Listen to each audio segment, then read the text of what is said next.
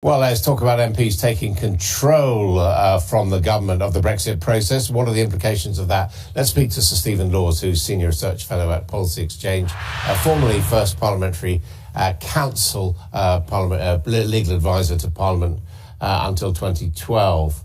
Sir Stephen, what do you think of this idea of Parliament, as it were, taking over and suspending the government in terms of putting forward legislation?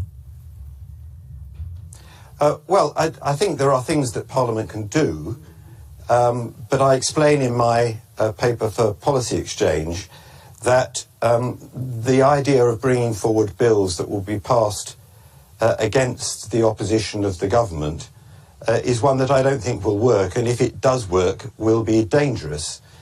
And it will be dangerous for this reason, because none of the bills that can be brought forward can proceed without involving public money.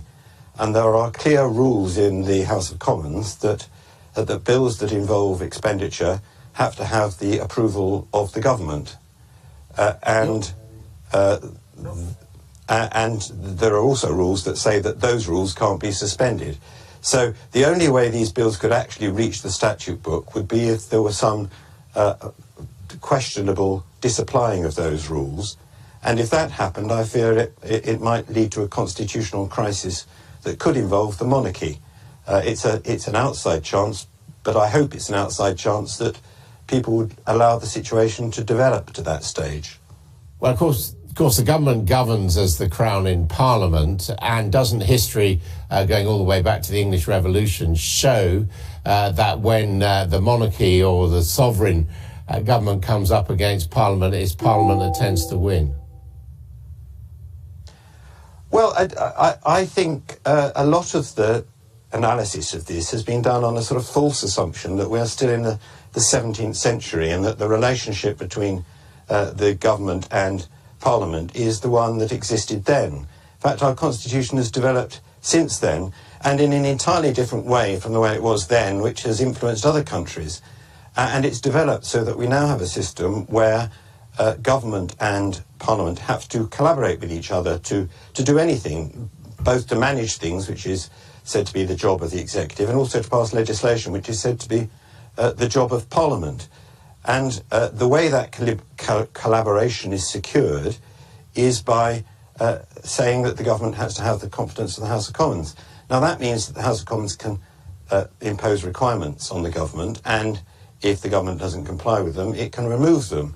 It doesn't mean that it is going to be possible for Parliament to take over the role of government.